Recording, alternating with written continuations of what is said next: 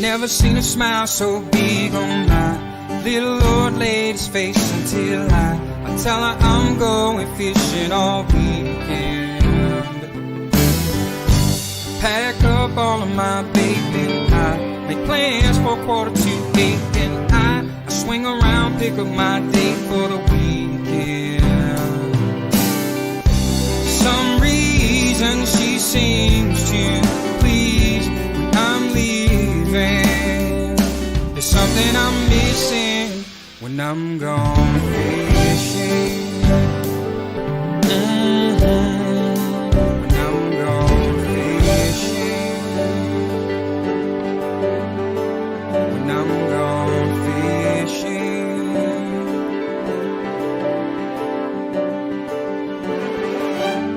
Yeah, baby.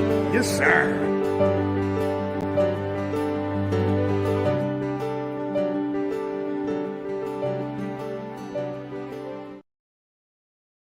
Oh, this is always this. I really enjoy seeing this Mondays. All the people that join in, and it's you know what, it's humbling. It's absolutely humbling. Lloyd, pleasure always to see you, my friend. Steve, as always, tip of the hat to you and how busy you are. Richard, always awesome to see you. Manny, likewise, dude. Yeah, baby. Tony's in the house. Eve's here. Steven, nice to see you. Jeremy, nice to see you as well. A-Rod from Madcap Plastics, thanks again for your generous donation towards our last CFN fish-off tourney. Really appreciated that. That came in handy, and hopefully we get that out real soon to the much-deserved winner. Sonia, always a pleasure to see you. Joe Moore, haven't seen you in a bit. Nice to see you, Joe. Hope all is well. Hope all is well with everyone. Hope you had a great weekend. Hope your week's going okay so far, even though it's Monday. What I do want to spend a little bit of time with, and if you haven't noticed, we have launched a fundraiser in memory of our beloved K-Dog, Krystina Kodalik.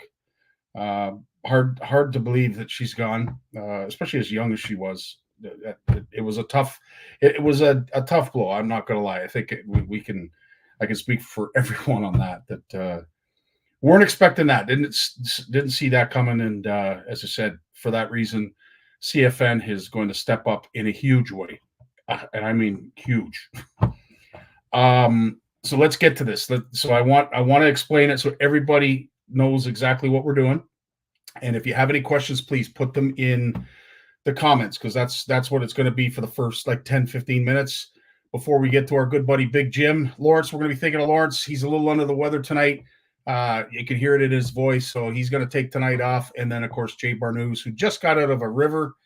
That guy's been working solid, man. I think he said 6 months been doing this research. So we can't thank him enough for being here on Mondays. As tired as he is, he enjoys it just as much as all of us. So anyway, the fundraiser. First, big shout out to our good buddy Brad from POW Castings, POW Castings.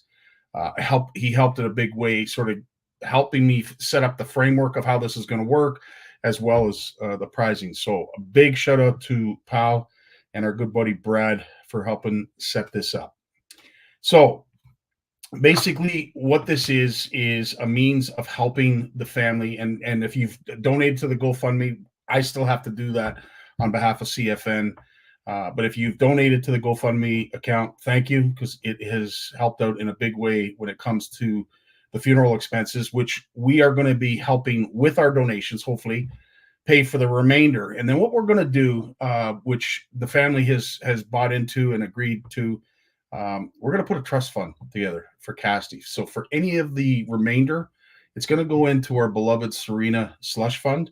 We're going to hold it there, and when arrangements can be made, Casty hits 18 or the planets align, we'll be able to hand that money over to Cassidy and help her, in the future, because what that poor girl has been dealt with is tough, and I'm telling you, my heart bleeds for her, because it's tough going through life without a parent. It's not easy. So my thoughts are always with this girl, Cassie, because it's a tough blow, and she's gonna do what she does best. She'll persevere. Apparently, she went to school today, had a half decent day at school. So, Cassie, we're thinking of you in a big way, and I'm going to get to that right now. So, when this all came to be, and I knew we wanted to do something, which I just wasn't sure what. It's amazing how this community comes together, and so I salute all of you, because some way, somehow, you've all had a part in this. You've built this incredible community that just wants to give back. And here's what I mean. So, how it's going to work, it's very, very simple. A $25 donation is all you need to give. This isn't about judging people. Times are tough for everyone. So I wanted to make sure, and I know Krystina would want it this way, that she wouldn't want us dwelling on her. She would want to brighten somebody else's day, and she'd want to do it so that it was feasible. It was reasonable. So if you give a $25 donation, okay, all you need to do when you e-transfer, and thanks to all those who have already donated, but I'll have to reach back out to you, because we didn't specify this as clear as we should have when we laid it out. So I'm going to do it now. A $25 donation. If you are in province, you're probably going to want to say that you're qualifying for the charters, you're qualifying for the merch, and of course, the big one, the 2-night stay at Camp McIntosh. So if you can, with your donation, when you e-transfer, in the comments, can you specify the charters, the merch, or the trip? Or if you're like me and you live in Ontario, and I apologize to all of our out-of-province CFNers, we're getting better when it comes to the merch. So as I said, we're doing it in honor of Krystina, who would appreciate this.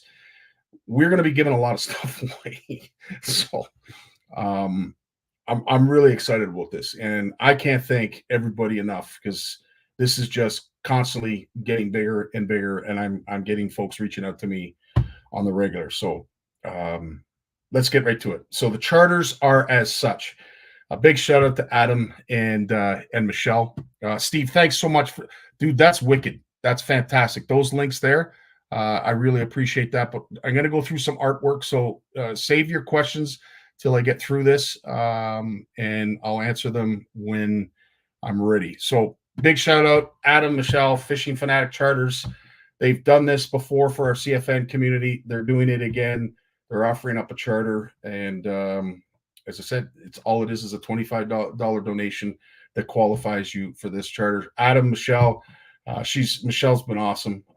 She's been a big help, a big shoulder, someone to talk to. So, Mishi, I thank you, and I really appreciate your friendship. Also, I want to thank Tyler Brooks from Slaunchdonkey. This is yet another charter that has been made available. Tyler, again, dude, mad respect, dude. You always seem to come to our community when we need you the most, and this is just like every other time. So, Tyler, truly appreciate it. Sparkus is also offering up a charter. The nice thing about this is you've got a lot of species available. So, Michelle and Adam will likely be a walleye charter.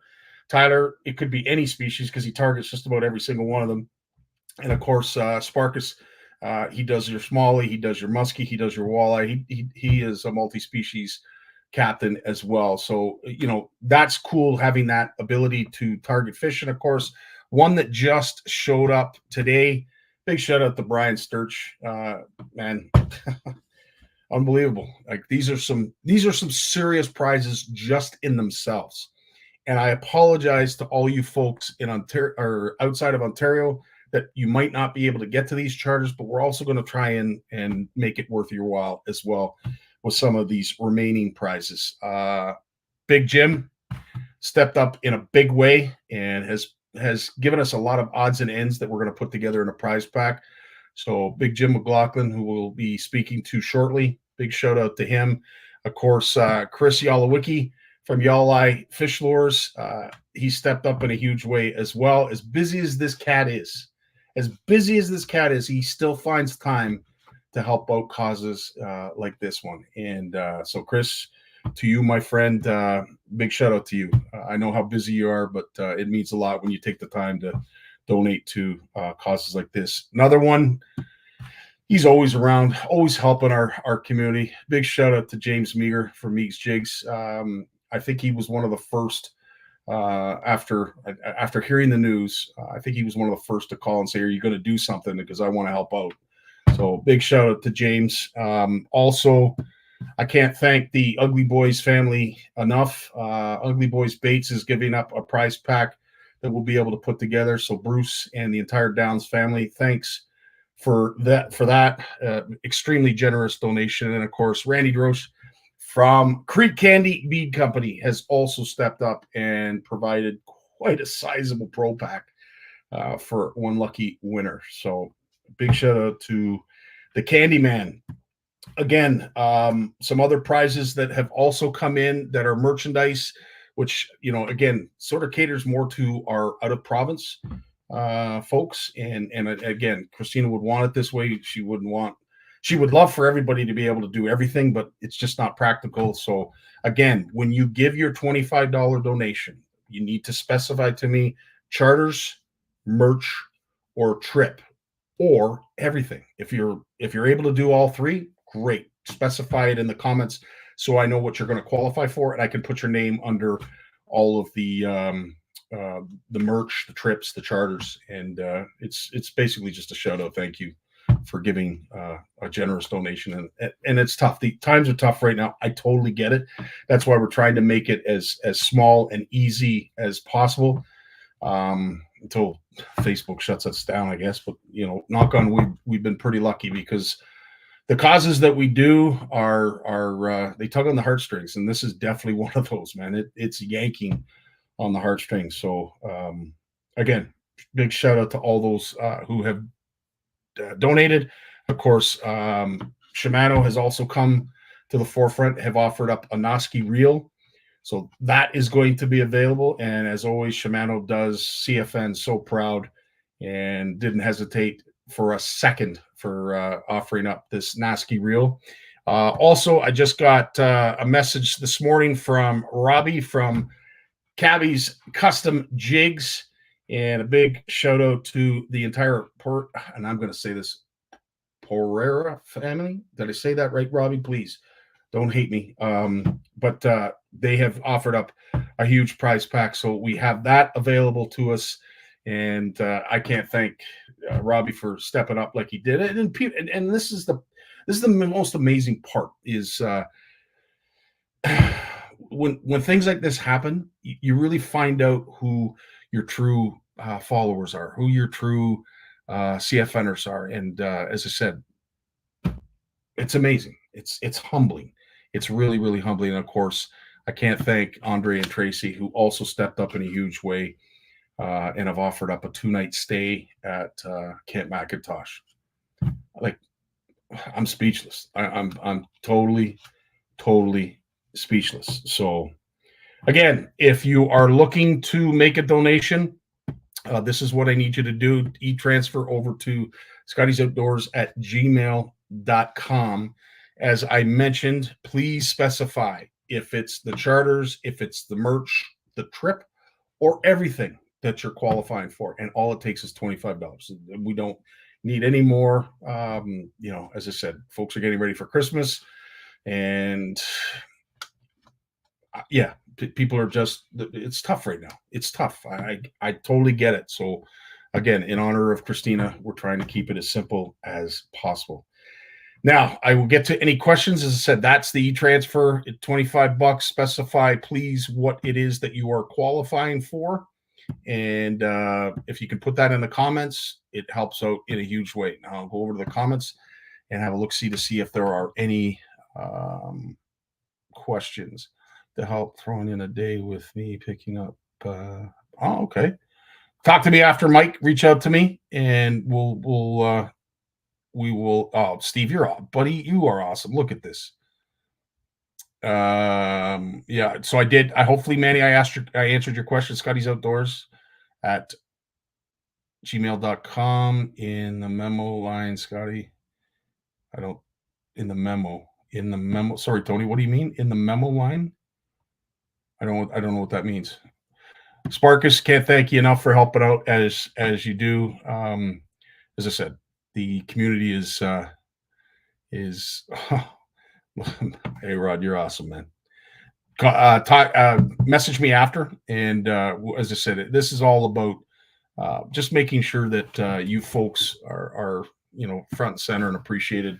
I know you guys give without question, but it means a lot. It means a lot. So we want to give you your due, and as I say, make it front and center, because this is what we're about. This is what the community's about, and we're going to give back in a huge way. We're going to hopefully. Oh, eTransfer has a memo for comment. Well, hopefully the banner is good enough for you, Tony. As I said, it's scottysoutdoors@gmail.com. That's where you e-transfer it. And as I said, if you could, just to help out, please specify if you are qualifying for charters, merch, trip, or everything. I'm going to put your name under whatever it is you specify.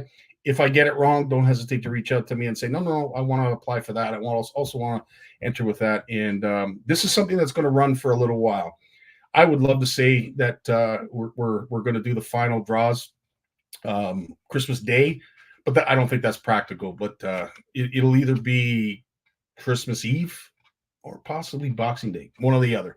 But we will do the draw, and as I said, it'll be epic.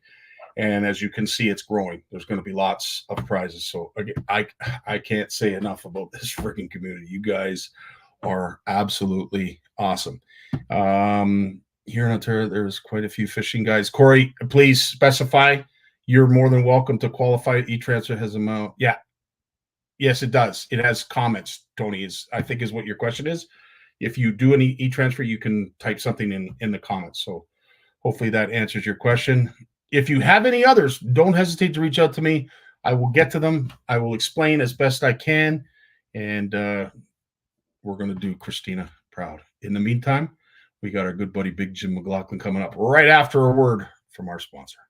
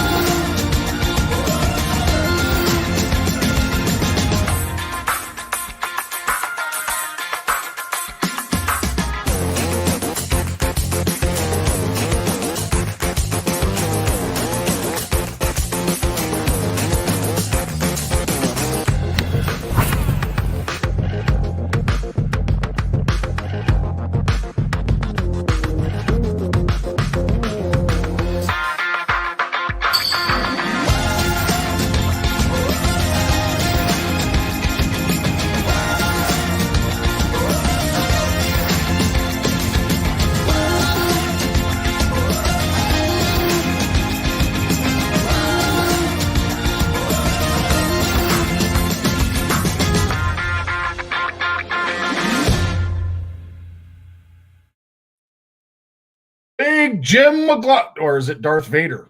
I'm just waiting for Borat to come over. We're hanging out tonight.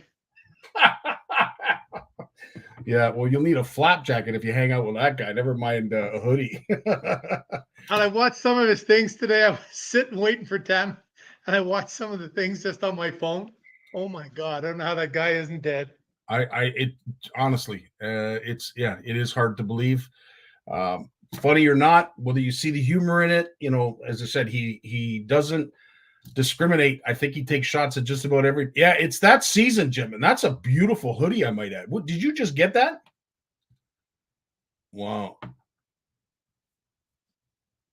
I started the day off right at the gym today. Attaboy.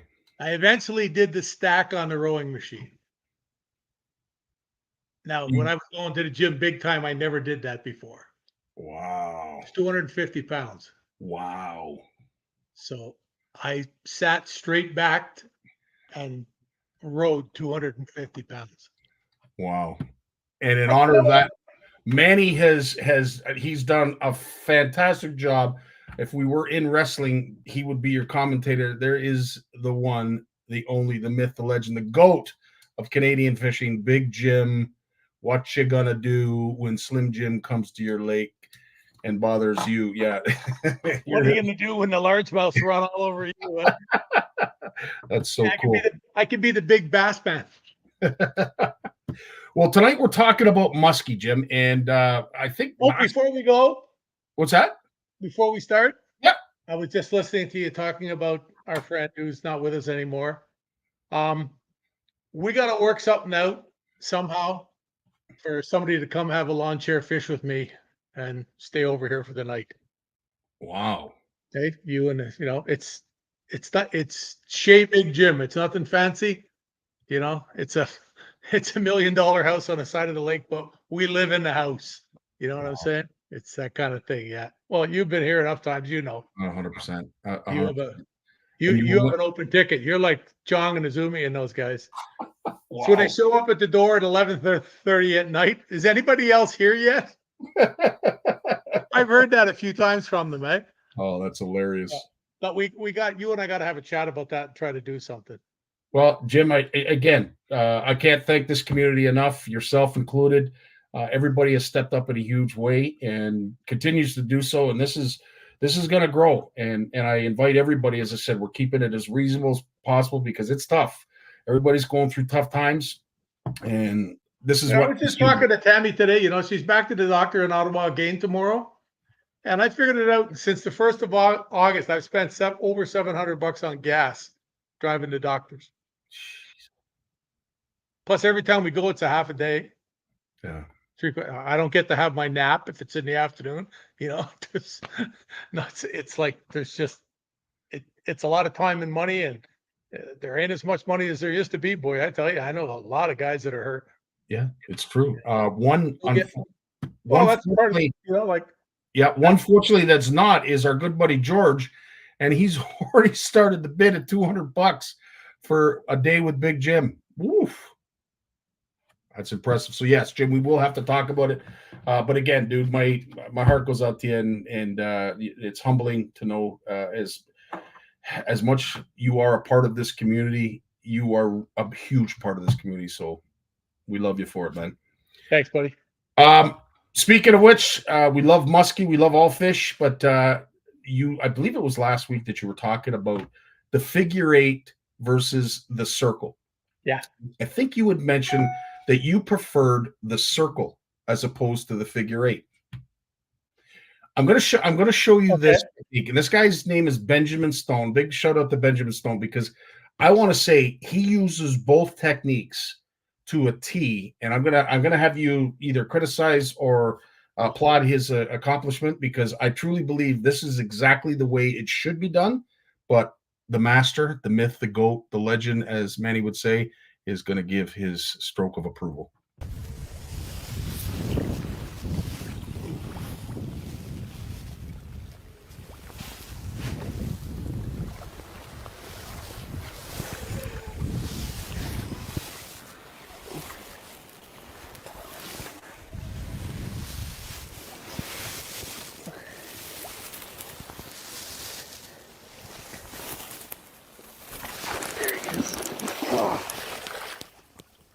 That was sick.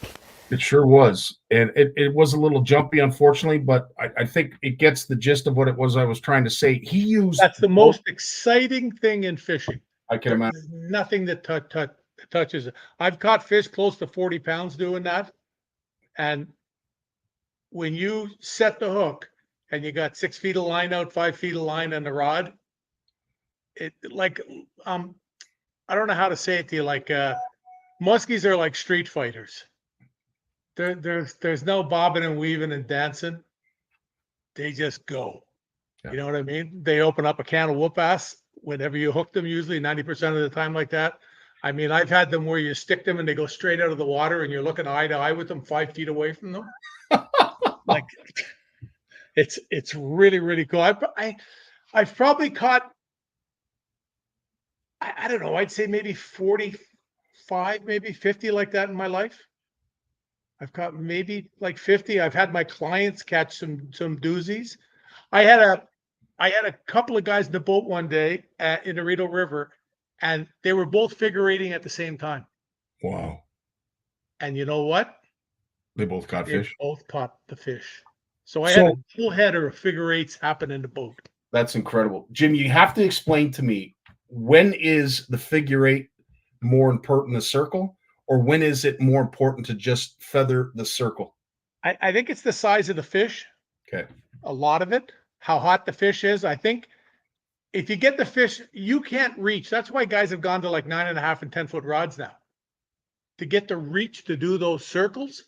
Yeah. Because it's just, you can't do it with like a 7-foot musky rod. I don't care. Look at the size of me. I have arms like a chimp, and I've got all the extra, and everything. And when you see it, the farther you can go around, that's why you see he's probably got one hand on the rod. Yeah. Because he's wanting to reach, to get the circle biggest. But directional changes are big. If you go in a figure eight and you don't get it big enough, if the fish can't make the turns in the eight to follow, you'll just see them go like this, and they go away. It's almost like they lose their interest. And I've just found that a lot of times those big circles are really the deal. And you don't like they're oblivious to you. I've been figure eighting fish with buddies in the boat and had my hat off going like this. They are so locked on that. It's scary. It's absolutely scary. And you should do it almost every cast. I was going to ask you that question. Yeah. Yeah. One thing that you should do every cast when you're in the boat is when you bring your lure in, just do an L. Bring the lure in. It's coming straight in toward you. Just go to whatever side you want to go and do it every time. Because what it does is it adds a change. And they always talk about speeding something up, slowing it down. So when you bring it in, you're bringing it in and you just make an L at the boat. The number of times you don't even see them come. You don't even know they're there, and just kaboom. I had that happen when we did one of the shows we did with the OFAH with Mark Thorpe and Cam Brownson, who's one of the top dogs at Pure Fishing now. He used to do the OFAH show that Mike Miller does now, and we caught 2 doing that in a couple of days, like both nice fish. And one was on a big circle, which is the one I got, and he got one doing the L. So and it's a great question, because again, it's a technique that not a lot of us know, because we probably don't target those species. But Steve, as big as they come. That's what I was saying about the longer rods. The big, because if they're long, they're probably going to be at least 40 inches, maybe a little more, and their bodies, like, they don't turn to follow. And if they have to turn too tight, they just seem to lose interest. I've had fish before that I've seen, they come in and I'd be doing a figure eight and they just disappear. They're gone. And then you switch to a big circle and all of a sudden they blow out from underneath the boat. Like they're underneath the boat watching you. And speed changes, speed it up, slow it down. I've even done things where I've got a fish and he's this far behind it, and I stop and reach deeper and go down. They hate when things go below them. Is that right? They don't like things going below. Okay. Yeah. No fish does. Like, that's the reason why, when you get a pan, when you watch fish on the screen and you got fish and you're ice fishing, they just follow it up and you drop it down and they go like this, right? They want to see what's below because they can't look below them, right? Right. Most fish have that good view. They can see around them, right? But, and I changed direction violently on it. It was like a fish close to 50-inch fish, I think, if my memory serves me. And it just spun head over tail and it got the lure. And it's amazing the speed they have, how explosive they can become. But doing a big circle, just stop and go the other way. Especially once you lose them, if you can't see them, that's when it's really important to do something different. Because if you can't see them anymore, they probably start to lose interest. It's one of those. I had another one day with what was the guy's name? Dave. His official. Oh God, I'm terrible. I'm looking at his face, but he was just him and I were just like this. We were just like buddies. And we're in a boat, and I figure eighted this fish for like 5 minutes, and I saw it go away. And I said to him, that fish is going right back to where it came from. I'm going to put on a different lure and a whole bunch of rods there with things. And I thought to myself, no, I want to put on, there was just a swim bait that I had in my mind, a plastic one I wanted to use. And I got it out, put it on the leader, checked it, threw it over the side, and the fish shot up from underneath the boat.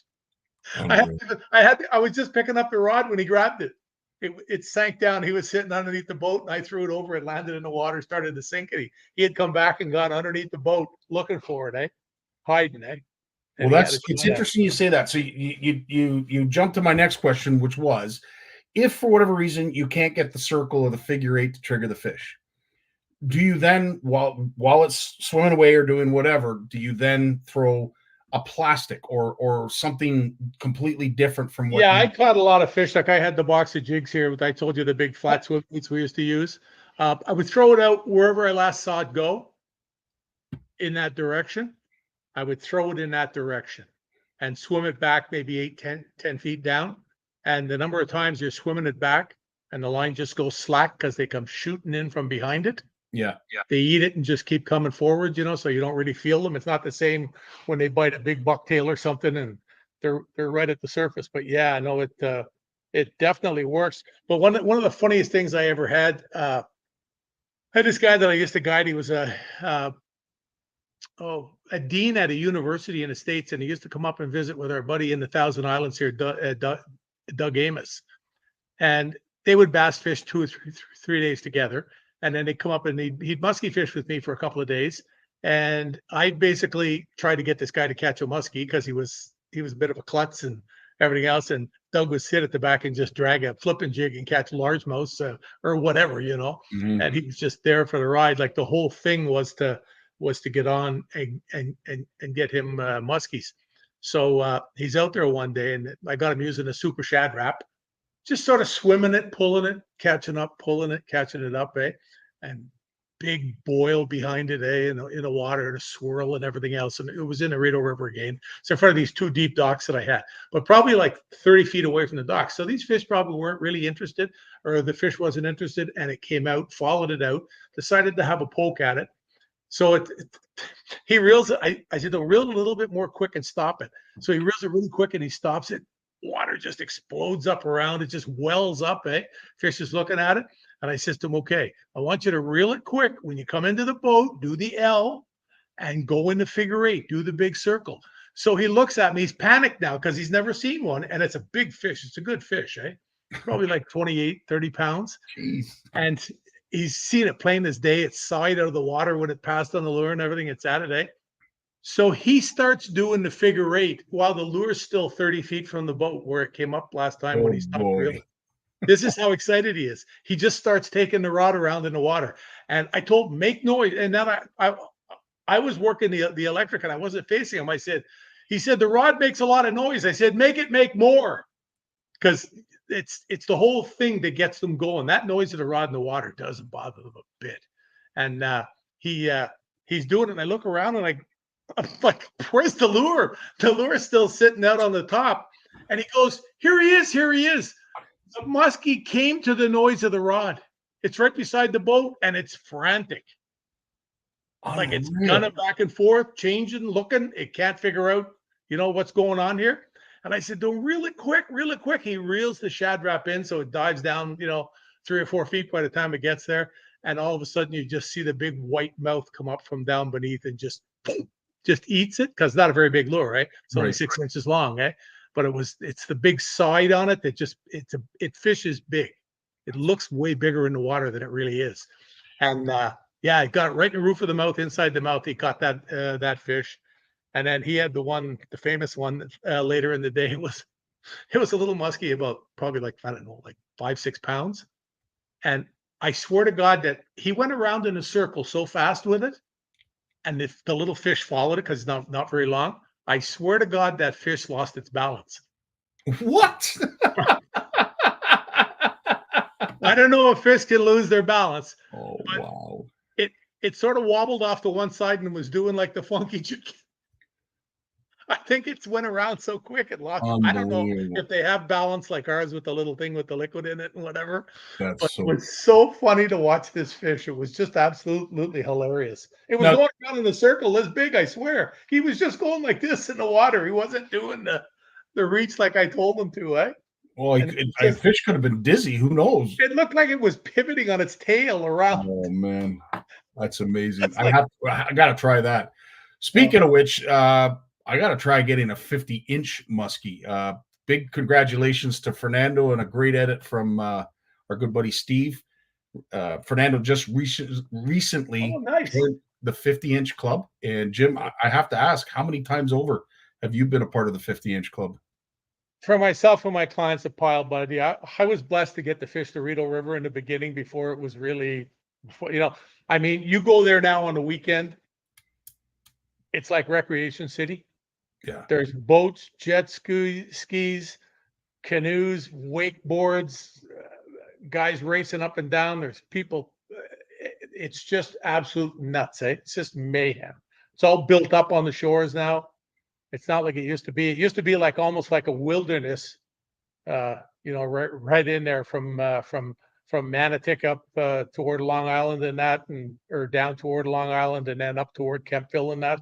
It was just, and then you go further on up toward Merrickville.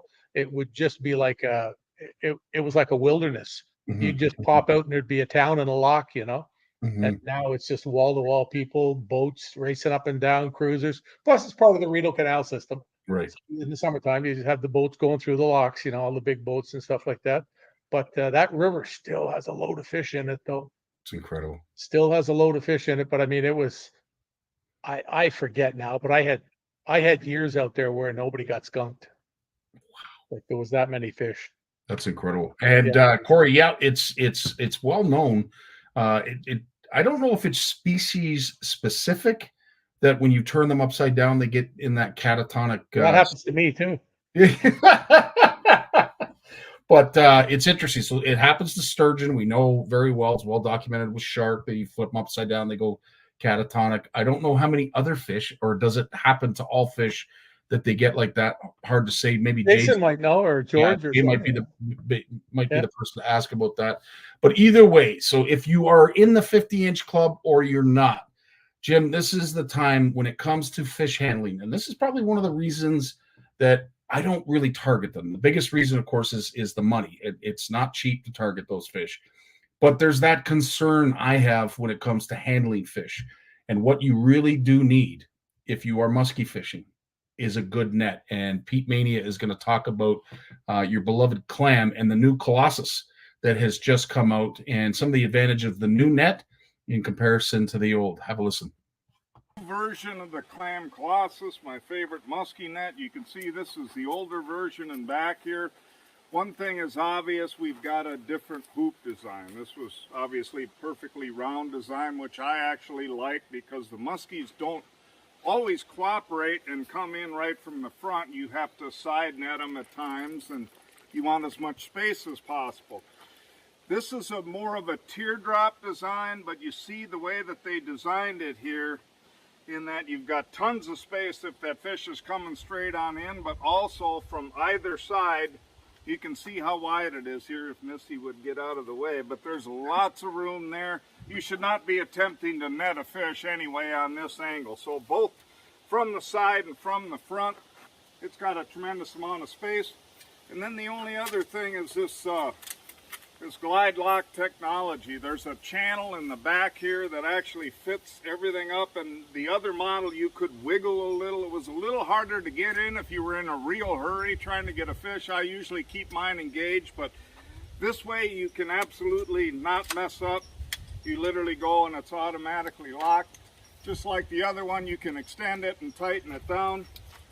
But importantly too, for a great big boat like mine, it's a super tall boat, but you can see we're way below the water line here with this mesh. So we're able to get that fish in there. We're able to work on that fish in the water, which is extremely important. Might be a little hard to see from this angle, but at the bottom, there's basically a huge cradle down there. So you can literally have a great big huge fish down in the bottom of this bag and plenty of room for her. And you're also going to be able to slide a floating ruler through and actually measure her in there. And then I guess finally nothing's changed with this, but in my opinion, probably the single most important feature is this mesh. Fairly thick, super tight weave, and it's coated. So it's not going to wipe off any slime, it's not going to be cutting any fins or anything like that. This is literally, in my opinion, the most fish-friendly musky net on the market with a few new features.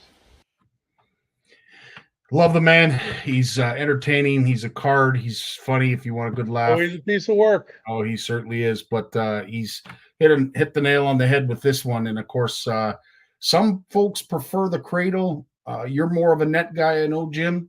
Yeah, you know, Mark Thorpe, he's when it comes to muskie fishing, I'm not worthy. You know, the guy he's way over 300 fish again this year for his clients. You know, and you're going to see some stuff about him soon that's going to blow your mind. What happened to him this fall? Is that right? Yeah, like Wow. He's had a really good fall.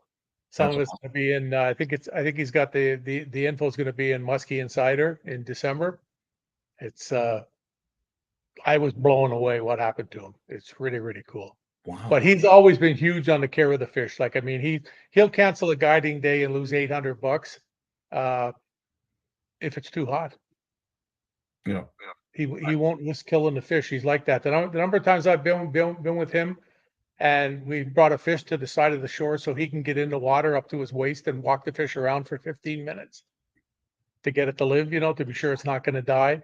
And I told you the last time him and I were out before COVID hit there, he was telling me that, or I think I've told you, we got that giant fish that he caught when we both raced for the rod and reel when it jumped. When he kept telling me, you take it. Yeah. That was a 56.5-inch fish, and it was just a beast. Just a big shovel head, like its head looked like a coal shovel. Just giant, you know. And he wouldn't even take it out of the water for a picture. Wow. We had it in the net. We had the other fish in the cradle. The other fish, we got a bunch that day, like a bunch. And some of them were just beautiful fish. There was a lot that were in that 25-pound class. And they were just beautiful fish. And it was a great day because it's really funny, too, to see a day when the fish are that active, when you catch that many, that they were also lightly hooked. They just have one hook in them, and not that they all got torn out fighting or something, you know. Yeah. They were just sort of nipping at it. They weren't really getting hooked, and it's really, really cool to see. So easy to unhook in the net. And one thing Pete mentioned about the bottom of the net, having that the way it's flat at the bottom, it's like a hoop. It comes down or I don't know if it's a hoop, but it's flat bottom. It's not like this where you're jamming the fish in. Like when I see guys out in the boat, and God bless them, they're not expecting. They catch a big pike or a big muskie, and they're out and they got a net that's probably almost too small for bass, and they get it in the net, and the fish is in there, and the fish is probably going to die when they let it go later. Its fins are all torn up. Its gills are getting jacked on the, you know, whatever. It's just but people aren't expecting it. They're not used to handling them. Like a 50-inch muskie with a lure this big with 6-aught trebles hanging out of its mouth is a scary thing to them. It's a scary thing to me. And just that you have some experience, you can read the fish when they're going to move, when they're docile, when they're not, and getting the hooks out and letting them go. It's super, super important. Super, super important to take care of the fish. And like Pete mentioned about keeping the net engaged. Yeah, I see Luke I was just going to say, that's what I was coming to. Yeah. You always have your tools out. Yeah. You don't wait till you catch a fish. You have them out. They're on the deck. They're on the console. They're somewhere. You know, you fish with me. I always want a pair of pliers out right away. Yeah. And that's not even musky fishing. That's just bass fishing. I just like to take care of the fish. You know, if I'm going to eat them, sure, I'll bonk it in the head and put it in the cooler and be done with it. But if you're not, you owe it to the fish. I mean, there's so many people fishing. And the ability of them now compared to what it used to be even just a decade ago, like we've talked about this so many times. I used to go to sportsman shows and you do a seminar and they all be sitting there going, they had no idea what you're talking about. and trying to teach them how to catch fish. And I'm trying to scale it down to get them big, you know. And then anybody ever have any questions? What's your favorite color? Where's the best lake to go fish?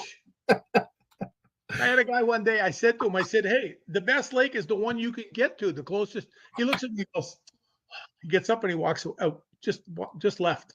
Wow. He couldn't figure that out, what I was trying to say to him, you know. Wow. You don't have to travel to the best lake. Look at me. I go sit in the lawn chair out the back. I went out 2 nights ago out here. It was just beautiful. I was out there just at dark for 45 minutes in shorts and a t-shirt. I got bit off. Wow. I got a jig delivery coming tomorrow, though. Oh, I baby. have a visitor tomorrow. My buddy Mark LaBelle from Weapons of Mass Destruction. Yeah. Yeah, he's coming down from Petawawa tomorrow morning to the Kopi Pain Clinic in Kingston for his shots in his knees. So he's got to be down there for 8, and he's going to be here about 10 because it's sort of on the way back. It's awesome. And I hope he has a little pouch with him. It's hard to believe you're getting excited about taco when you're surrounded by it as we speak. But that's never changed, eh? I was just going to say, you are a kid at heart, my friend. I've been like, you know, I was out the other day and I was looking at this and I said to myself, this little jig right here, I really like. And is that one of Mark's? Is that one of Mark's things? Yeah. I got one of my little darts hogs on the back that I like so much, my little jackal darts hogs there.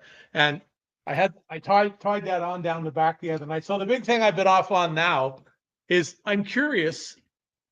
All my life I've taught and been led to believe that you had to use a rod that had a somewhat fast action to fish a jig. So I thought to myself, well, you know, you don't lose too many fish on jigs. Very seldom do you have a fish get off on a jig. Mm-hmm. So wouldn't it be even better if you had a rod that had a little more give in it, like a crankbait rod? So once you set the hook, because you're using braid. Now, I happen to have fluorocarbon on this, but if you were using braid, the hook set's good. You know what I mean? A crankbait rod with braid is way more powerful than a regular fast tip rod, the impact, you know? And I thought to myself, once you load the rod up, they'd never get off. Yeah, you've mentioned that before. So I've been trying it, and so far I got bit off. So it's a work in progress. But you know what I mean? Pike love jigs. Eh? You saw the day we went out here when they left, I lost 3 before we get out of the bay. Yep. Yeah. I would have had a leader on that day. We might have had some good pike filming. Well, speaking of which, we still got to get some of that footage edited and put on Instagram and YouTube and wherever else, because there is one where you call it. It's like Babe Ruth stepping up to the plate. Oh, the one with the 3 casts? Yeah, pointing to the grandstand. Like, dude, you called it. It was like, holy. It was one of those. And it was so funny after that. And I went to the piece that was sticking out the back, and I got the bigger one. Yeah. And it was exactly the same thing. You know, like, I mean, you don't cast right at it. You cast out at the edges first, because if they're roaming around. You know what I was noticing? I looked back at the pictures from that stuff. That's how dark those fish were. Yes. Yeah. The way they were black and green, and yet every other fish we caught for the rest of the day wasn't like that. You're so right. Yeah, it was really, really neat. So, Jim, as always, my friend, we really appreciate your time, everything you do for our community, just who you are as a person. Again, you are a huge part of our family, and we're so glad that you are. After getting my MRI on Thursday, all I want is cortisone now. I want to walk like a human being. Because it's playing games in my head. I bet. Well, that's another thing that we're gonna talk about, the importance of fishing and how it links to mental health. You know, with Christmas coming up, sometimes Christmas is a tough time of year, so we're going to talk about it and the importance. You know, the other thing too, Scotty, and I know everybody knows here, I'm a kind of religious on the gym. I got up here this morning and I was not happy. My body, I was not happy. I was in so much pain, and it wasn't just the stenosis stuff; it was arthritis too, which is really starting to roost. Like when they showed, and I have no problems with my knees really; they're strong as hell. You know, there's no problem. Although I beat them up good, he pointed out the arthritis to me, and I said, "You mean all that light stuff is arthritis?" He goes, "Yeah, it's a lot, and it's going to get worse." And that was like 3 years ago, so you can only imagine what it's like now. Yeah. But, you know, I went into that gym this morning feeling just like a bag of dirt. Like, I mean, I almost tried to talk myself out of it in the parking lot. Wow. And I went into the gym and I came out an hour, and it was exactly an hour and 28 minutes later. And I could walk a little bit better. And that's the arthritis, the stenosis. Even the neurosurgeon told me there's nothing, no exercise fixes that. Right. It's what it is. But when you make everything else around it stronger, like I told you about, if I get a grip on something now, I'm not going down. Mm-hmm. That's the thing. I got my upper body is just so strong. My back, when I grab. The surprising thing is that I did something the other day at the gym that at 70 years old, that I had never done before. And I was really curious if I could pick up a 100-pound dumbbell. And I did. Good for you. Good for you. So my hands are strong enough to hold it. And that's the big thing. A lot of guys are strong enough to move the weight, but their hands aren't strong enough to hold it. And it slips off. And I mean, I just leaned on the rack and, I was all done. I was going out. I was well warmed up. And I reached in there and I picked it up. And lo and behold, I stood up and up it came. Whoa, I like this. And I put it back down. So, that's awesome. So don't let me get a hold of you if you don't have something that rips loose. Amen. Amen to that. Good advice. And we appreciate the warning, Jim, as always. When you go to the gym, your head, you just get in a better mood, eh? Yeah, it's true. That's why there's so many guys at that gym that I know in there are armed forces dudes, and they've been through a lot of shit. Yeah. And they go to the gym and they come in there and you see them. They come in. I'm not kidding. A lot of those guys come in and they're like this. They don't talk. They don't say anything. They're just in a world of hurt. 45 minutes later, they're off like this, and it's, hey, Big Jim, you catching any fish? That's awesome. So don't let anybody tell you that it ain't good for here. That says a lot. Right on, Jim. Well, as always, Kitties. Great advice. I'll put a memo in Lawrence's file. A pussy. Yeah, we're gonna have to put him on a performance improvement program. I'm gonna vaccinate him. No, we hope he's feeling better. Yeah, we hope he's feeling better, and we miss him, but we'll see him next week, as we will see you, Jim, next week. So thanks for all that, and we'll have Jay Barnucz right after a word from our sponsor. Have a great Take care, kitties. All the best, bud. The fear of failure is failure itself. The world of science rewards the ones who are willing to try and fail. Because without the courage to embrace failure, ideas remain ideas. But with that courage to fail and to learn, ideas can change the world. They sure can. And sometimes it's as easy as just reaching out and saying hello. And that's it. Hello, how are you today? I'm great. How are you, Scotty? Fantastic. And it's been 6 months you've been at this? Yeah, it's been just, I think I'm like a week shy of 6 months since I've been on the road. So I know. Even like tonight, I was cracking jokes with Heather because it's like this is probably the longest stretch of time that I've, I'm not away every night. I'm away, but every week it's like 3 to 4 nights a week. And it's been like that for 6 months. Less, I did take like 3 weeks vacation, but I don't know about you. You know this, Scotty. Like if I'm away for like 4 or 5 weeks, then I take a week vacation. That vacation is not restful, man, because if everyone knows who travels, you're gone every week in a motel. Yep. You're packing and repacking a bag. And then you get home and it's like you scramble just to go on vacation. And then you get back. And of course, our vacations are not like restful. We go fishing, right? So I'll spend like 2 weekends before the vacation to pack for said vacation, then go. And then, you're rolling into town midnight on a Sunday night. And I'm back in the car at 4:45 on Monday morning, back on the road again. So yeah, this morning I was up and gone at 4, just after 5. And dude, leaky waiters this time of year are terrible. and my waiters, so waiters, I showed a video to Heather yesterday. Waiters are the worst investment of anybody can have. And I don't care what brand you buy. Like I actually watched a great YouTube video yesterday. And this gentleman fishes on the West Coast, fishes all the time in waders. Great discussion, because he had it down to like dollars per day. So even the high-end Sims waders, he says he gets like 100 days out of a pair. That's a it. lot of fishing. 100 days.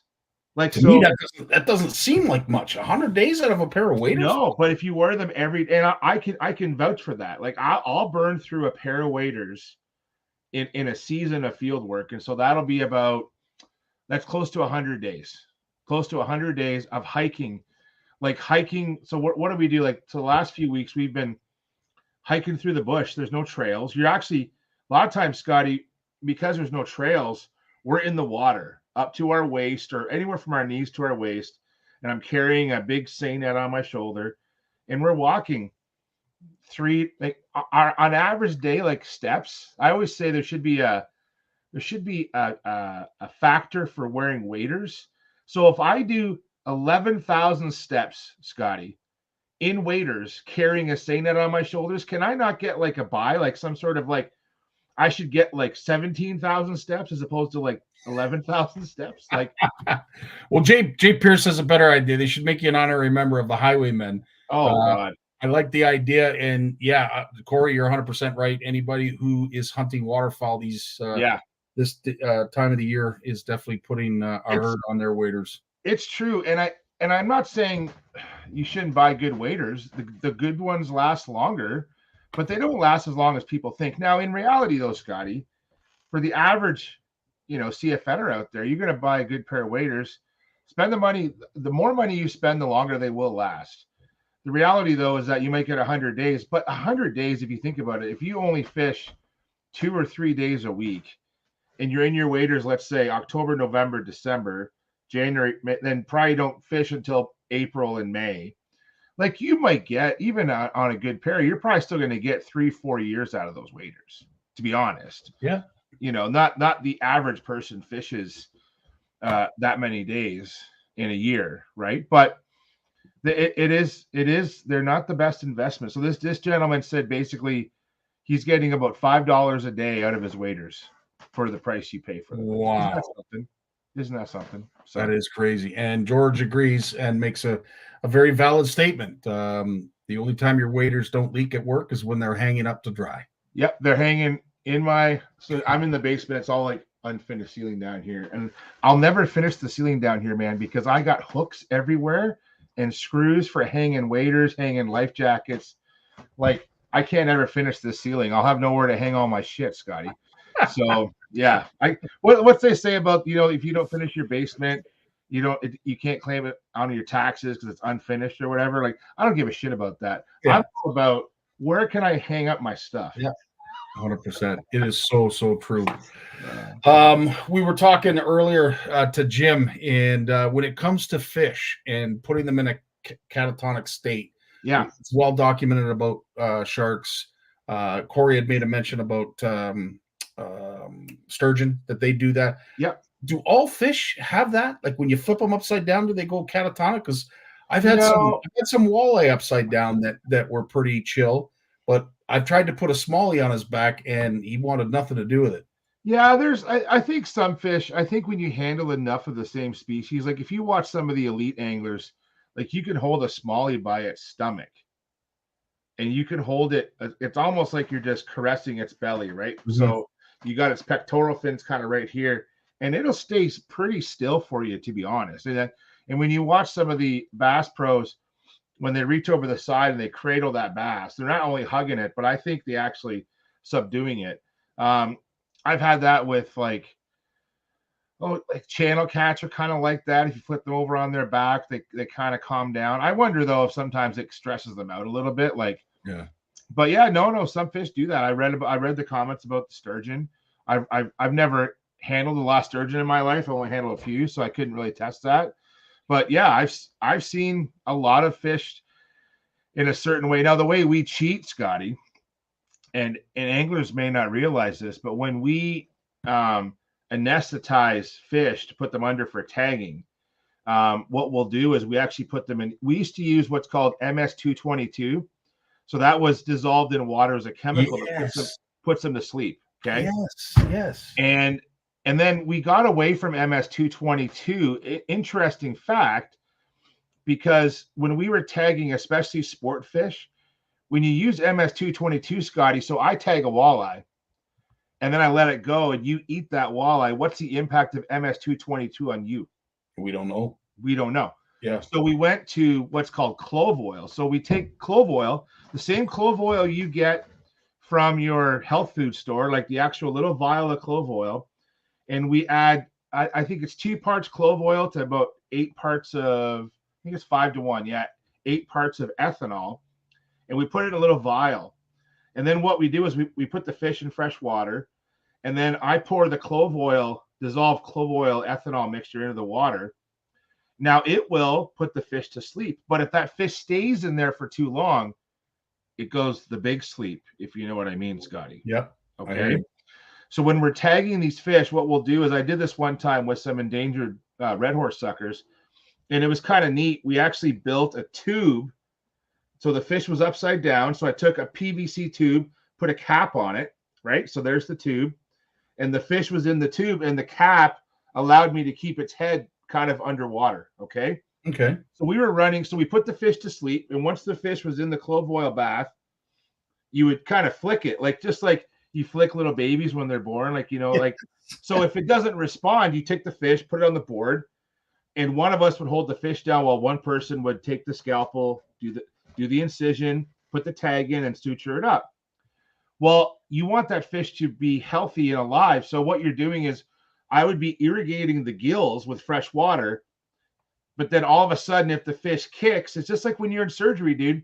If you've ever, people who are in surgery for hours, they got you under, right?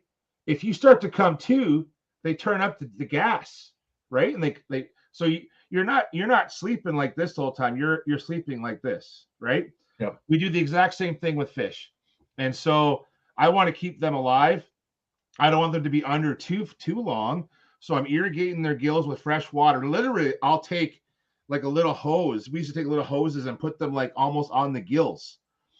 But then if it starts to kick, then you got to put it back under again. So you got to put some clove oil on its gills, and you kind of float the fish back and forth from conscious to unconscious.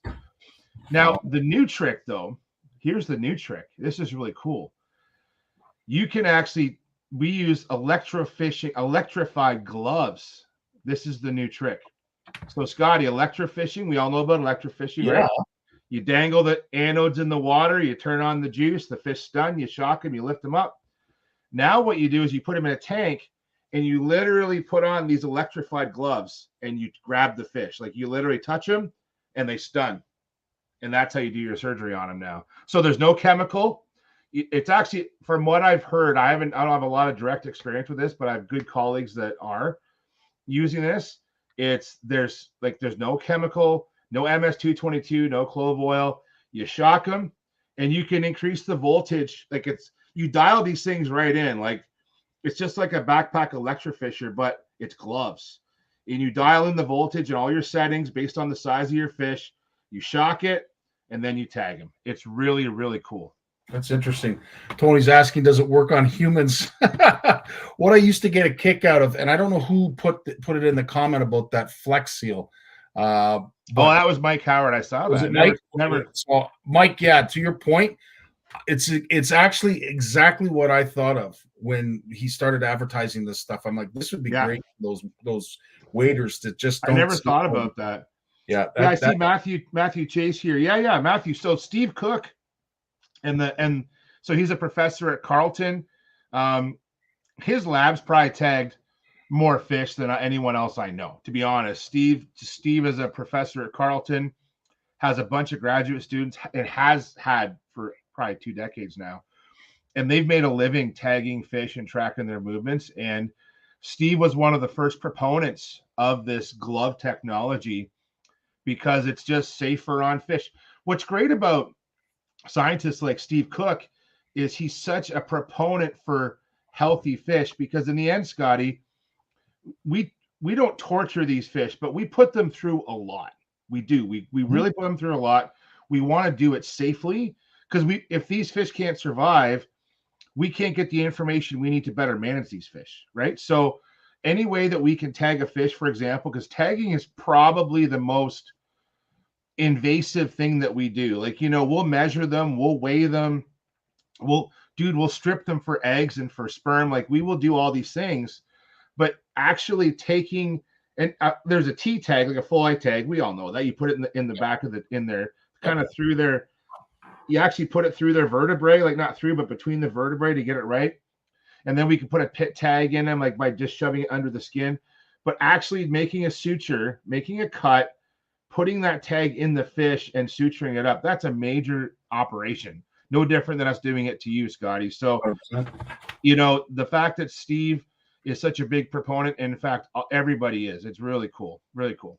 It is. And the gloves, I agree, would have come in handy back in the days when we were stripping walleye of the eggs. It would have been a lot easier. And I'll tell you, those fish endured a little bit of stress, especially if they weren't ripe. Holy smokes. The guys and gals would work really hard to get those eggs out, almost to a point It's true. And I don't know how much it's been used for collecting gametes for spawning, but that would probably be a great use of it. That would be, I think that'd be really legit. So Matthew, we would love to see. Yeah, Matthew, send that video to Scotty. Yeah, I would love to see that. And we'll talk about it in an upcoming show. I think that's some great information out of Steve's lab. Absolutely. So Trevor's done his homework. He just got off the pizza shift. Hoping everybody is good. So I'm hoping, Dad, that he's doing what that kid. I did drive him to work today without feeding him supper. So then what does he do? He texts his mom, I don't have anything to eat. So I had to go back to Domino's and I had to buy him supper at Domino's because he didn't bring his wallet. Like, wow. Kids. There he is now. There's Captain. Here, come here. You gotta wear your hat. No. All right, here he comes. All right, we're gonna get a little quick look at. He's got to start paying for his own fishing stuff. So there's Captain Domino's right it's there. It's the Domino's. Yeah, Domino's. Yeah. Oh, that's hilarious. Well done, Trevor. But yeah, and of course, with all the research that you're doing, all the collections that have been made, and I hope that you do get a bit of a break. I know we talked about it before we went live. Yeah, hopefully you get a bit of a break. But some of the things that popped up, and Richard Dunlop does a fantastic job for us. Yeah, trying to find this interesting thing to talk about that are going on with our fisheries, and there have been some actively caught grass carp, and I want to thank Toronto Urban Ambassadors, Dave Clark especially, for posting this. There were 3 that were caught this past summer, Jay. Yeah. The first one was a grass carp that was captured by Fisheries and Ocean crews during early detection surveillance in the Grand River near Dunnville. Lab testing found it to be sterile, so unable to reproduce. July 4th, same DFO's Asian Carp Program was notified of the MNRF's Lake Ontario Management Unit of a commercial capture of a grass carp. Again, it was determined that it was found to be fertile. Yeah. But because we don't have a thriving population, we're hoping it's an anomaly. The third one, though, is the one that for me is concerning. On August 16th, a grass carp was captured by a recreational angler in the Niagara River near Fort Erie. Lab testing found it to be sterile, unable to produce, but there was some inklings that they think there's a population of them already. So there's already some public knowledge out there, and I'm sure we've talked about this on the show, but it was a long time ago. It's good to recap. So in Ohio, and I believe it's the Maumee River system in Ohio, I could be wrong. It could be the Sandusky River. It could be both. There's been records of juvenile grass carp that have been caught that have likely spawned or hatched from successfully in the Great Lakes. And how they actually, it was really neat, Scotty, how they showed this is they actually, so I'll try and do this as quickly as I can, but we all know what an otolith is. An otolith is the ear bone for a fish, and the otolith is the optimal way of aging fish. Okay. Like and rings so, you count the rings in the otolith. Yep. But one thing that otoliths do is, and all fish bones will do this in a way, is wherever the fish lives, it will absorb isotopes of the area around it. Okay, so metals, for example. So there was a study done, and I don't have it handy, but they actually caught grass carp, young grass carp from these Ohio systems, or one of the, I think it was the Maumee, but I could be wrong, could be Sandusky. And they actually cross-sectioned the otolith, Scotty, and they weren't checking it for age. What they found was one of those Ohio river systems was high in a metal called, I believe it was selenium. Now, selenium in high levels is toxic to us, but it does show up. There's certain chemicals that show up in low levels, and certain river systems have certain chemical signatures, basically. And I'm kind of dumbing this down a bit, but this is the best way to explain it. So that what they found is that this chemical signature was present in the otolith, basically from hatching, which tells us that those fish were hatched in a selenium-rich environment, right? In that chemical. So those fish had the chemical signature of their natal stream in their otolith. And we can't be surprised at this, Scotty. Like this, I think I'm not going to take credit for that. The first time I heard that story was actually, I believe it was the Fishing Canada show. Pete and Angelo talked about this probably a few years ago. And now what's surprising to me, and I'm not going to try to be a doom and gloom guy here, but this was a few years ago, and we haven't seen more grass. Like, we have seen grass carp, but I'm surprised we haven't seen more than what we've seen, Scotty. Like George's comment, they are coming. They're coming. Yep. So it's just a matter of time. It's just a matter of time. And I really appreciate what David Clark does with his Facebook group, the Toronto Urban Fishing Ambassadors, TUFA. Mm-hmm. Like, he's so great at sharing fishing content. Unfortunately, a lot of the content he shares is negative. I'm not knocking Dave. I'm not knocking you, man. I love the content you share, but what he's doing is a great job of awareness, is what 100%. He's doing. And I think that I can, I don't like to share a lot of that stuff. I like to share fishing stuff, but I tips and techniques and fish biology and stuff like that. But, we have such good ambassadors out there like David who are sharing this content, because we need to keep people aware. And I think we need to keep this information top of mind, right? Because if we don't, like the stuff I talked about from Ohio with the hatching and that was in the news a long time ago, and it's like old news now, but it shouldn't be. That should be, everyone should know that, because when we get talking to anglers, not just on this show, but people who listen to this show and get this information, what do we do as anglers? Everyone gossips, man. Like, you gossip at the boat ramp, you gossip at the local bait shop. Yep. And I think what's important is, gossiping's fine, but let's do it with good information and good facts. And, and I think that's one thing that shows like this do a good job of, Scotty, is sharing that good information, whether it's about fish biology or it's about fishing techniques.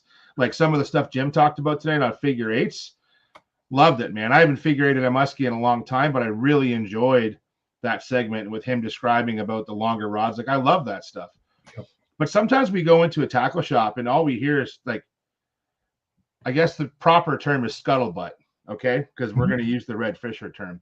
Mm-hmm. But reality is, let's try and be more factual about this stuff. And I think that with Asian carp, there's a harsh reality here, and they're coming. But that's what it is.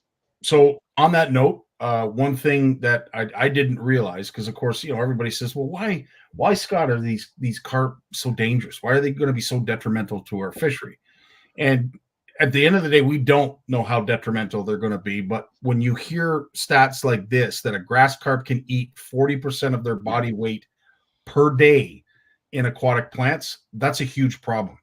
That's a huge problem. They only digest about half of the plant material they consume each day and expel the remaining material. Of course, that's added pollution, which, of course, as they say, which pollutes the water and promotes algae blooms. These eating habits alter ecosystems by reducing food availability, shelter, and spawning areas for the native fish. So great information. Again, as always, David, really appreciate TUFA, as you mentioned. And I think that's what a lot of people don't realize is, I went to the local high school and I gave a lecture to one of the grade 12 classes on Friday. And we talked about invasive species and species at risk and research. And one thing a lot of folks don't realize is how this impacts us. Like, so what? Okay, so these things come in. What happens? What happens is these things come in such numbers, whether it be a big head carp, silver carp, grass carp, black carp, or some other invasive species, dude. Like, there's going to be some other thing that comes along. It messes up the whole food web. Like, so you have silver carp and black carp. Sorry, that's wrong. Silver carp and big head carp. They eat all the little plankton, the zooplankton, phytoplankton, right? So we all remember the food pyramid from grade school, right? So the big food pyramid down at the bottom, the big wide part, that's all of our itty bitty things that all the fish need to eat. So even your juvenile muskellunge, your juvenile channel catch, your juvenile yellow perch, all the little fish, once they hatch, they all eat plankton at the bottom. They don't switch to a fishy diet if they're a piscivore or fish predator. They don't switch to that until they're of a certain size. If we lose this bottom part of our food web, our food pyramid, we're basically screwed. We're hurting our fish population. We won't lose it all, but it will change. Our pyramid in the Great Lakes, for example, which is the Great Lakes makes up half of southern Ontario. When you include all the rivers, the Kawartha Lakes, the Muskoka Lakes, hell, even up into Algonquin Park, those lakes, all those rivers flow into the Great Lakes. Even the Ottawa flows into the St. Lawrence. So they're all part of the same network. And at the end of the day, if our food web gets messed up, it messes up everything. And so the big head and silver carp do that. The grass carp eat our vegetation. Well, what do we have in southern Ontario? And I mean southern, like basically south of Algonquin. A lot of our more fertile lakes are just beautiful natural lakes full of macrophytes, full of aquatic vegetation. It's just a buffet line for grass carp. And then the black carp are just nasty, man. They just eat native mussels. And by the way, every mussel species in Ontario, except for invasive ones, almost every other one is at risk. Yeah, I was going to say, right? Yeah. It's just doom and gloom, dude. And we can't stop these things once they get in. That's the reality. Is, we have to manage these things like we manage sea lamprey, like we manage round goby in places. But we also don't want these things here, because once things change, we can't change it back, right? That's the big lesson that a lot of us forget. 100%. And as George has mentioned too, once they get in the abundance, that's when we're going to have to change. We're going to have to change our opinions and turn them into either sport fish or something for table fare. And I have heard that they're actually not bad to eat. Yeah. But again, I'm not a big fan of carp. I have tried it once and maybe it wasn't cooked properly. I don't know. I can't eat that. It's not for me. But for those who can, 100%. So they changed the name to Copi, which is COPI. That is the new name for Asian carp, because Asian carp, so I always like to compare it to mahi-mahi. Okay, yeah. So Scotty, you and I go into a restaurant and I order the grilled mahi-mahi. That sounds very exotic, elegant, Yeah. But what was that fish called before? Dolphin. Okay, so I don't go to the restaurant for the fresh grilled dolphin. That didn't sound good at all. Okay. Now, I got nothing against marine mammals, but I'm not a big fan either, because they use up a lot of my money where I can work on other fish. But anyway, that's a whole other discussion. But in all seriousness, mahi-mahi sounds way better than dolphin. And so Asian carp is now Copi, C-O-P-I. And so they've tried selling it. They just can't find a use for this. And I think by doing a name change might help. But there's also not quite enough money. It's all about dollars and cents, dude. And so there's not enough money, from what I've read, in the industry yet to make them worthwhile to net, right? So until, man, I don't know. Something has to happen. But I think netting them commercially could be beneficial to our ecology, our ecosystem. But no one's eaten enough yet. So we got to figure that out. 100%. And yes, some great comments Mike's put forth about exotics and species that weren't necessarily native to our Great Lakes. Jay is mentioning, I think brown trout were invasive introduced as well.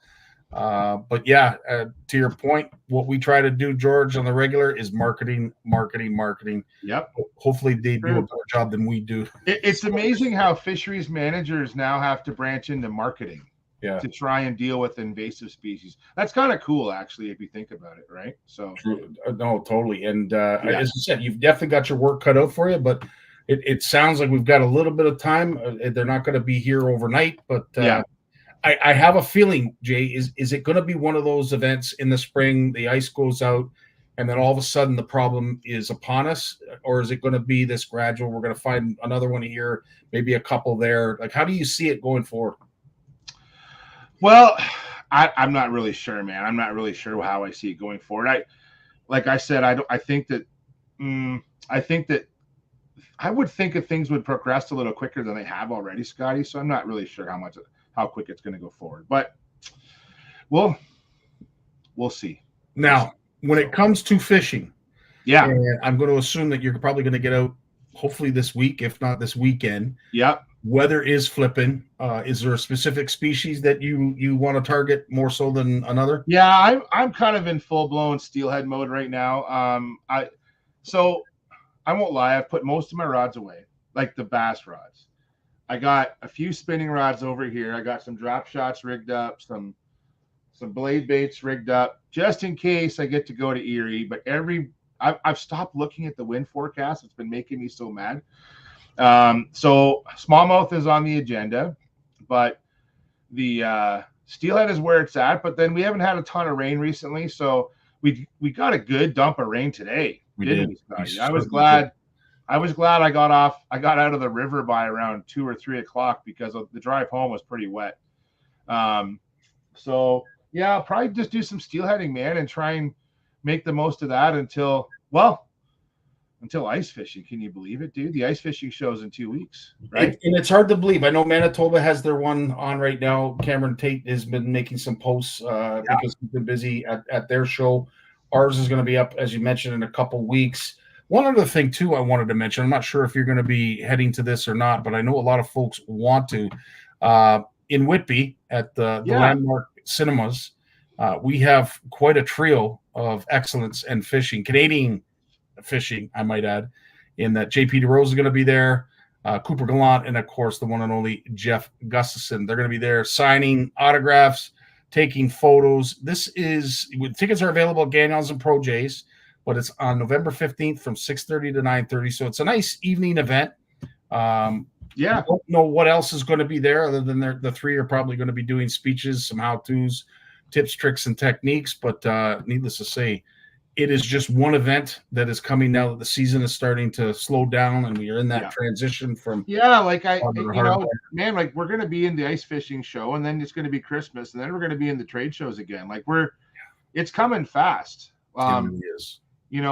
Even folks like we've been making plans for our trip to Oklahoma in March. Like that's only like 5 months away. So, and I'm probably going to be in Oklahoma for the better part of almost 2 weeks in Oklahoma. It sounds like it. So, because go down with the boys and pre-fish and stuff, but then it's the Bassmasters Classic is on there too. Like I can't not go to the Classic when it's right there. So exactly, I've been squirreling away some comp time at work, and I think I'm going to burn through. Like I've been squirreling this away for a couple of years, but I'm probably going to burn through a couple of weeks of comp time just for that event, right? And it's going to be so worth it. I can't wait.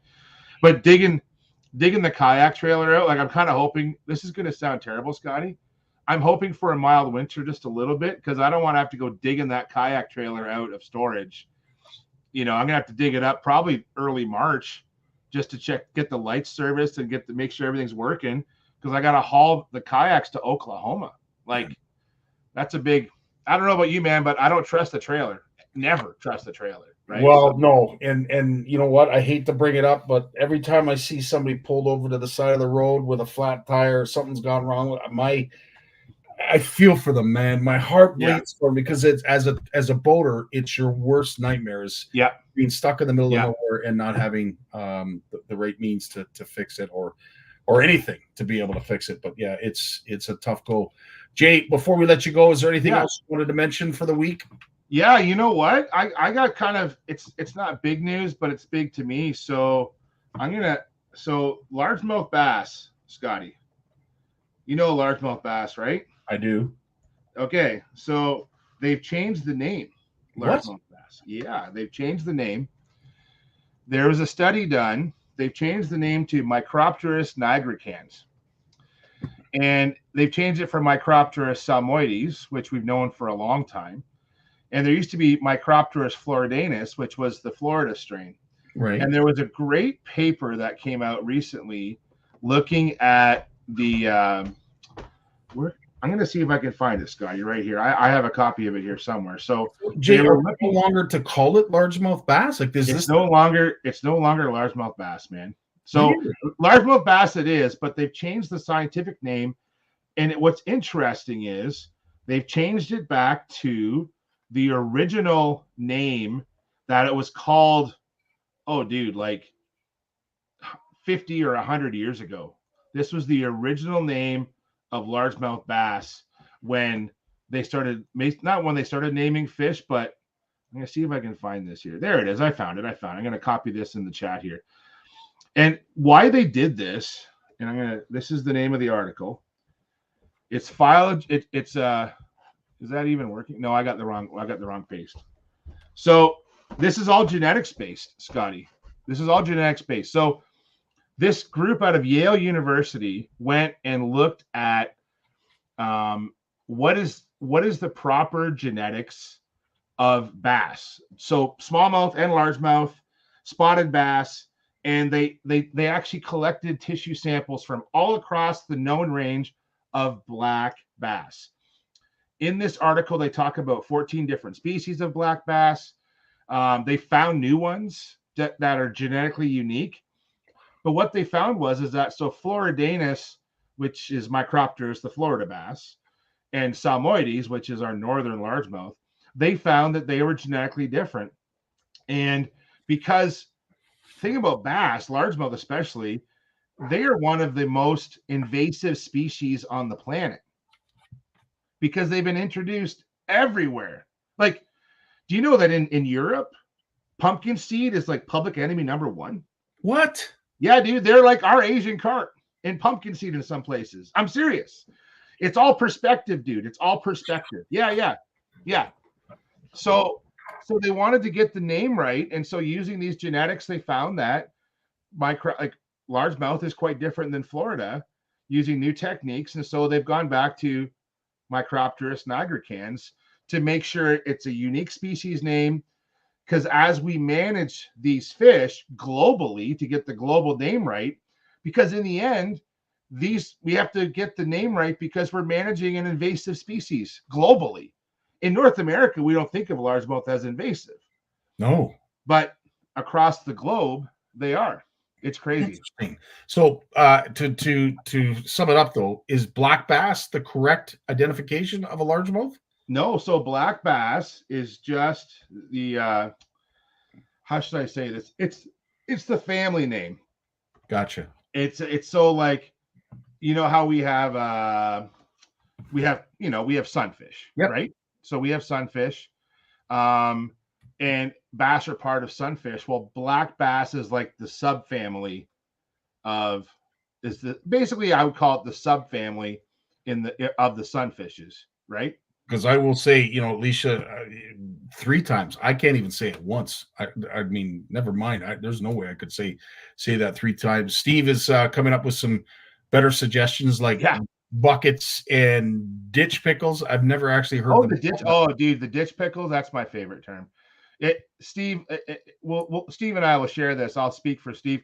So the ditch pickles is my joke for like little largemouth. Like you catch those the dinks. Yeah. I don't call them dinks. I call them ditch pickles. Just little pickles. Now, George's comment here is great. So like walleye in the western states, lake trout in Yellowstone, it's depending where you are, anything can be invasive.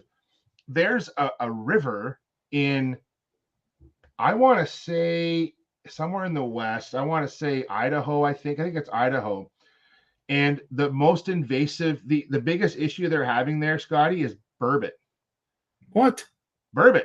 Burbot are riverine species, and I've caught a few in rivers over the years for work. And in this one river in the West, burbot are like eating everything. Like these burbot are, think about a burbot, dude. They are quite a unique fish. 100%. And they are piscivorous, man. They love to eat. They love to eat. You can look at one and be like, that fish knows how to eat. That big belly on those burbot, like the big jaws on it. So there's rivers. It might be the Yellowstone River, actually, but not in Yellowstone Park itself, where they're decimating fish populations. So there's controls going out to control burbot, just like we talked about pike minnow on the last show, right? Yeah. Yeah. So it's all perspective, man. It's all perspective of where you are and what's happening. I'll do it on another show, but I have a really cool story about spotted bass in the United States and some lessons learned about careful what you wish for when you introduce fish. And I read I listened to, it was a podcast, but also a cool article about Alabama spotted bass. And as cool as they are a fisheries manager nightmare. And we'll talk about that. Maybe we were going to touch on it this week. We'll definitely touch on it next week. Look forward to that. And everything else, Jay, as you always do, you bring a wealth of information, and we truly appreciate you stopping by here every Monday. Yeah. Thanks, everyone. And I'll see you next Monday. Right on, Jay. You have yourself a great week, man. Hopefully you get rested. Hopefully you get lots of rest. Thanks, guys. We'll see you later. Right on. Well, that's the show for tonight, guys. As mentioned, just to quickly go over the fundraiser. It is I want to make it real simple for you. Again, just e-transfer. Oh, why did I do that? E-transfer to this email, scottiesoutdoors@gmail.com. If you can, please specify if you are qualifying for the charters, for the merch, or the trip, or everything. A bunch of you have sent e-transfers during the live broadcast, and I really appreciate that. And to all those who have already sent, we're going to add your names, and we'll get you up so that you guys can see what it is that you qualified for, and if there's a need for me to change it. Perhaps maybe you didn't want to qualify for that. Maybe you just wanted to give a donation. There's a whole bunch of you out there that are like that. But I know Krystina, she would want it like this, and we truly appreciate it. So to all of you who have come here, gave some great comments, love the engagement, love the conversation, everything that you guys added, it means the world. It's what keeps this show going, keeps it fresh, keeps it lively, is your interaction. So again, to all of you, thanks so much for joining us. And for all those who have donated and are going to donate, truly appreciate that. Also, our thoughts and prayers are with Trace and Cassidy and the entire family that is missing our beloved Krystina like we are. Can't imagine what that looks like in your world, but hopefully we can make it a little bit easier to deal with. On that note, Dave, it's time to take us away. We'll see you guys next week. Love you all. Take care. Enjoy your week. Stay safe and stay fishing. Dave, it's on you, baby. Well, as much as I hate to admit it, I guess we've run out of time. So I've enjoyed it, but I'm going to do something I haven't done since season 1. Turn out the lights. The party's over. They say that all good things must end.